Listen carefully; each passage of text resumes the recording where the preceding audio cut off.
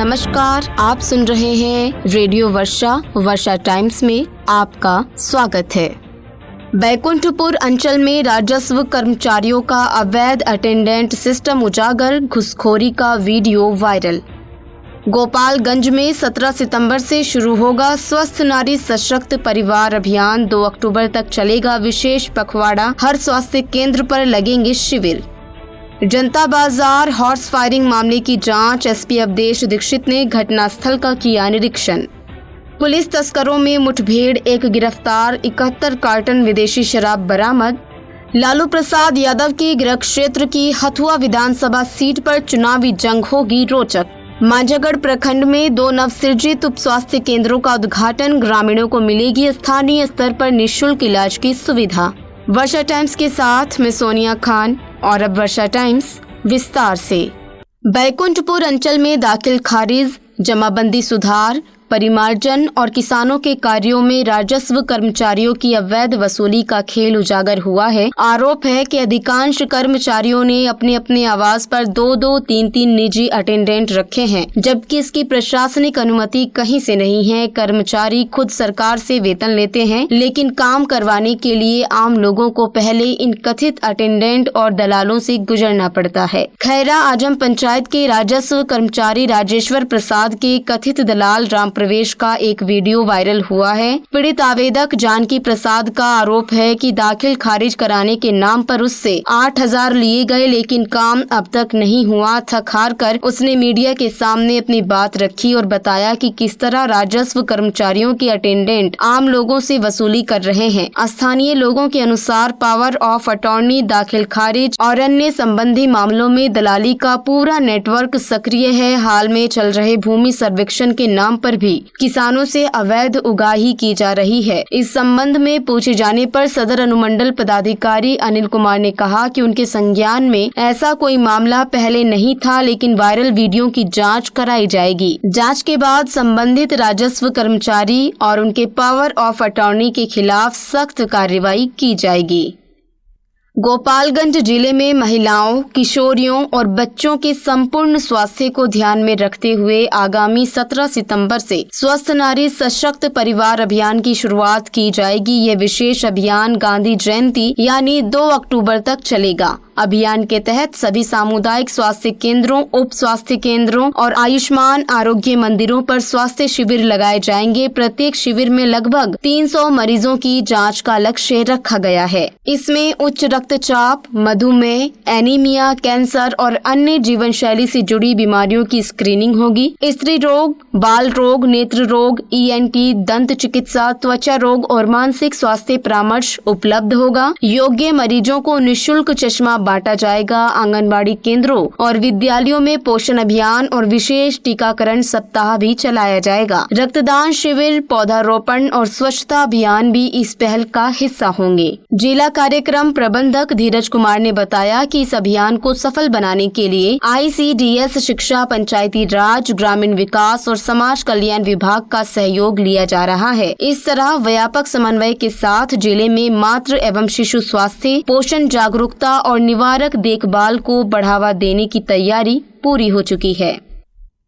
कटिया थाना क्षेत्र के जनता बाजार के पास हुई हॉर्स फायरिंग की घटना को लेकर पुलिस अधीक्षक अवधेश दीक्षित शुक्रवार को घटनास्थल पहुंचे। उन्होंने मौके का बारीकी से निरीक्षण किया और जांच कर रहे अनुसंधानक अधिकारियों को कई आवश्यक दिशा निर्देश दिए। इस दौरान कटिया थानाध्यक्ष रजनीश पांडे सहित कई पुलिस अधिकारी मौजूद रहे। एसपी ने कहा कि मामले की निष्पक्ष और त्वरित जाँच की जाएगी तथा दोषियों के खिलाफ सख्त कार्रवाई सुनिश्चित की जाएगी। घटना को लेकर स्थानीय लोगों में चर्चा बनी हुई है। पुलिस की जांच तेज होने से ग्रामीणों को उम्मीद है कि जल्द ही पूरे मामले का खुलासा होगा।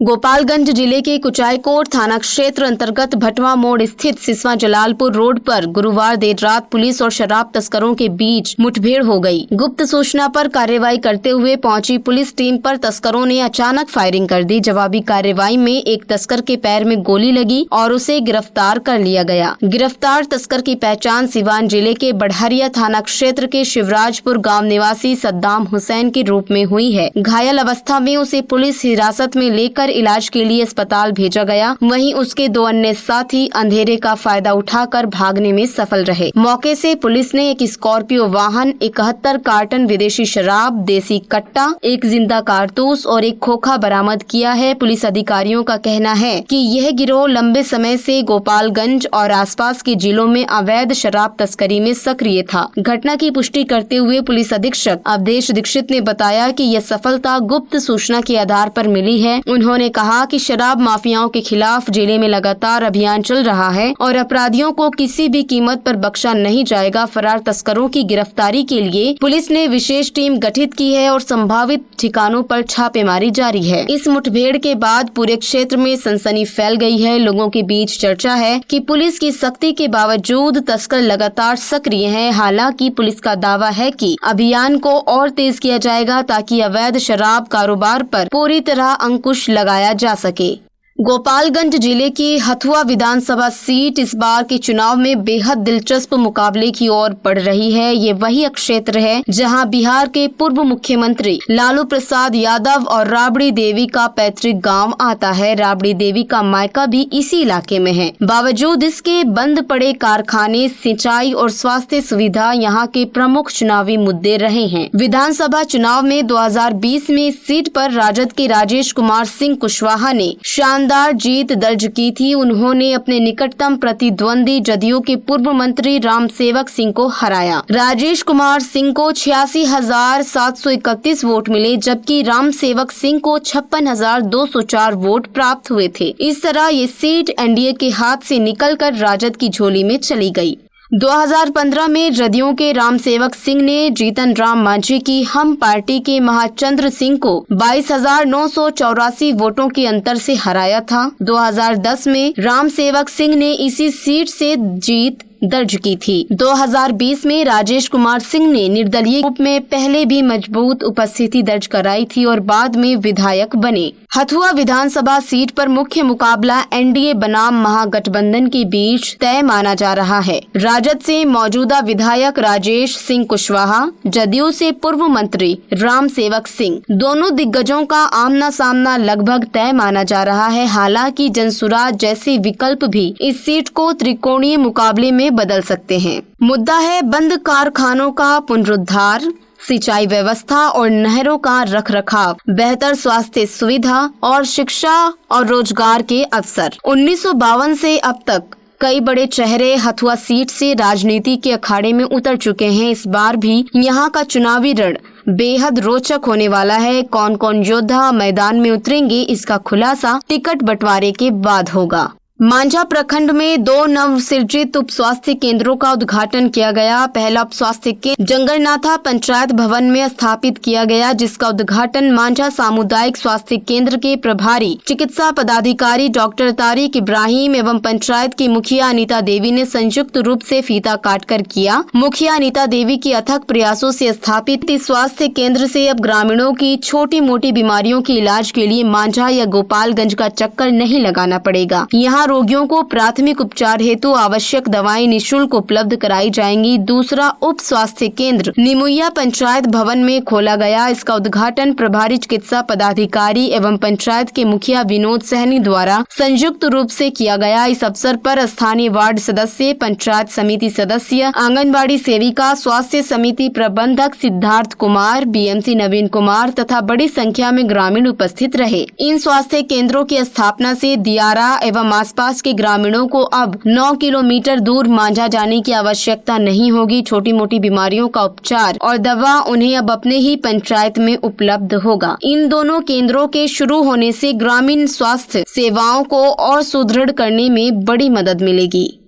बिहार सरकार द्वारा बच्चों को गर्मी से राहत देने और आंगनबाड़ी केंद्रों पर पंखा चलाने के लिए की गई व्यवस्था विभागीय लापरवाही की भेंट चढ़ गई है। मांझा प्रखंड के कई आंगनबाड़ी केंद्रों पर 6 माह पूर्व स्मार्ट मीटर तो लगा दिए गए, लेकिन अब तक बिजली आपूर्ति शुरू नहीं हो पाई है। स्थानीय ग्रामीणों ने बताया कि मांझा पूर्वी पंचायत के मांझा टोला लंगतू हाता आंगनबाड़ी केंद्र पर विभाग ने स्मार्ट मीटर तो स्थापित कर दिया, लेकिन बिजली कनेक्शन आज तक नहीं दिया दिया गया। नतीजतन बच्चे उमस और गर्मी में पढ़ाई करने को मजबूर हैं। लोगों का कहना है कि यह स्थिति केवल एक केंद्र की नहीं बल्कि कई आंगनबाड़ी केंद्रों की है, जहां मीटर तक बिजली की लाइन ही नहीं पहुंचाई गई है। इससे साफ झलकता है कि विभागीय कर्मी और अधिकारी अपने कार्य के प्रति लापरवाह बने हुए हैं। सरकार की ओर से बच्चों की सुविधा के लिए की गई इस पहल का लाभ जमीन पर नहीं उतर पा रहा है। उमस भरे दिनों में छोटे बच्चे बिना पंखे के बैठने को मजबूर हैं और जिम्मेदार विभाग इसकी सुध तक नहीं ले रहा है। बरौली थाना क्षेत्र में किशोरी के साथ गैंग रेप और वीडियो वायरल करने की धमकी के मामले में सनसनी फैला दी है। घटना की जानकारी मिलते ही पुलिस अधीक्षक अवधेश दीक्षित स्वयं जांच के लिए पहुंचे और अधिकारियों को सख्त निर्देश दिए। एसपी के आदेश के बाद पुलिस ने 4 आरोपियों के खिलाफ FIR दर्ज की है। इनमें से एक आरोपी को गिरफ्तार कर लिया गया है, जबकि अन्य की गिरफ्तारी के लिए लगातार छापेमारी की जा रही है। पुलिस अधीक्षक ने स्पष्ट कहा है कि ऐसे गंभीर अपराध में किसी भी हाल में ढिलाई बर्दाश्त नहीं की जाएगी। पीड़िता को न्याय दिलाना और दोषियों को कठोर सजा दिलवाना पुलिस की प्राथमिकता है। इस घटना के सामने आने के बाद से इलाके में आक्रोश है। लोग आरोपियों की शीघ्र गिरफ्तारी और कड़ी सजा की मांग कर रहे हैं। गोपालगंज जिले में अवैध शराब के खिलाफ चलाए जा रहे अभियान के तहत पुलिस को बड़ी सफलता मिली है। गुप्त सूचना के आधार पर की गई छापेमारी और वाहन चेकिंग में पुलिस ने 2 अलग अलग स्थानों से भारी मात्रा में शराब बरामद की है। सविया फील्ड मुस्तौली गांव के पास से पुलिस ने एक स्कॉर्पियो वाहन में लदी 720 लीटर देशी शराब बरामद की। वहीं ग्राम रामपुर खुर्द 4 मुहानी के पास वाहन चेकिंग के दौरान एक कार से 310.470 लीटर विदेशी शराब बरामद हुई। इस दौरान पुलिस ने कार सवार दीपक कुमार पिता कृष्ण कुमार शादीपुर थाना रंजीत नगर जिला करोल बाग को गिरफ्तार कर लिया। पुलिस अधिकारियों का कहना है कि तस्करों के खिलाफ लगातार अभियान तेज किया गया है। फरार आरोपियों की तलाश में छापेमारी जारी है। ग्राम स्तर पर घातक बीमारियों फाइलेरिया और कालाजार को जड़ से मिटाने के उद्देश्य से स्वास्थ्य विभाग लगातार जागरूकता अभियान चला रहा है। इसी क्रम में उचका गांव प्रखंड के जमसड़ गांव स्थित आयुष्मान आरोग्य मंदिर पर रोगी हितधारक मंच पेशेंट स्टेक होल्डर प्लेटफॉर्म की एक महत्वपूर्ण बैठक आयोजित की गई। बैठक की अध्यक्षता गाँव की मुखिया कैलाशी देवी ने की, जबकि संचालन सामुदायिक स्वास्थ्य अधिकारी मनीष कुमार ने किया। बैठक में 8 फाइलेरिया मरीज, 4 आशा कार्यकर्ता, 2 आशा फैसिलिटेटर, 1 ANM और 5 ग्रामीण शामिल हुए। CHO मनीष कुमार ने फाइलेरिया और कालाजार के लक्षण, बचाव और उपचार की जानकारी दी। बैठक के दौरान एक शिक्षाप्रद वीडियो दिखाया गया, जिसमें रोकथाम और इलाज की प्रक्रिया को सरल भाषा में समझाया गया। ग्रामीणों को घर और आसपास की सफाई रखने, मच्छरों से बचाव करने, संतुलित भोजन और व्यायाम को अपनाने की अपील की गई। नाइट ब्लड सर्वे और मास ड्रग एडमिनिस्ट्रेशन कार्यक्रम को लेकर रणनीति बनाई गई। सभी सदस्यों ने संकल्प लिया कि वे आने वाले स्वास्थ्य अभियानों को सफल बनाने में सक्रिय भूमिका निभाएंगे। अंत में सुर्खियां एक बार फिर। बैकुंठपुर अंचल में राजस्व कर्मचारियों का अवैध अटेंडेंट सिस्टम उजागर, घूसखोरी का वीडियो वायरल। गोपालगंज में 17 सितंबर से शुरू होगा स्वस्थ नारी सशक्त परिवार अभियान। 2 अक्टूबर तक चलेगा विशेष पखवाड़ा। हर स्वास्थ्य केंद्र पर लगेंगे शिविर। जनता बाजार हॉर्स फायरिंग मामले की जांच, SP अवधेश दीक्षित ने घटनास्थल का किया निरीक्षण। पुलिस तस्करों में मुठभेड़, 1 गिरफ्तार, 71 कार्टन विदेशी शराब बरामद। आंगनबाड़ी केंद्रों पर 6 माह से लटका स्मार्ट मीटर, बिजली सप्लाई के बिना उमस में पढ़ाई को मजबूर बच्चे। लालू प्रसाद यादव के गृह क्षेत्र की हथुआ विधानसभा सीट पर चुनावी जंग होगी रोचक। मांझागढ़ प्रखंड में 2 नवसृजित उप स्वास्थ्य केंद्रों का उद्घाटन, ग्रामीणों को मिलेगी स्थानीय स्तर पर निःशुल्क इलाज की सुविधा। वर्षा टाइम्स का अंक अब यहीं समाप्त होता।